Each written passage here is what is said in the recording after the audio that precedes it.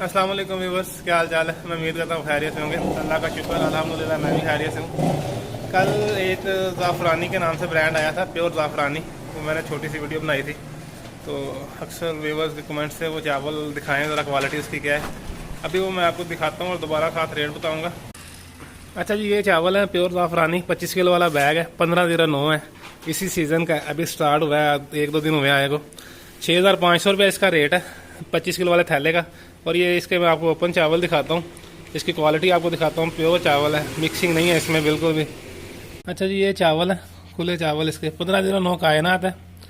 ये बिल्कुल प्योर चावल है, इसमें कोई किसी किस्म की मिक्सिंग नहीं है, 86 89 वगैरह। और 25 किलो वाले बैग का इसका नए का रेट जो है, ये स्टीम चावल है, डबल स्टीम है, 1509। 25 किलो वाले बैग का 6500 रुपये इसका भी रेट है।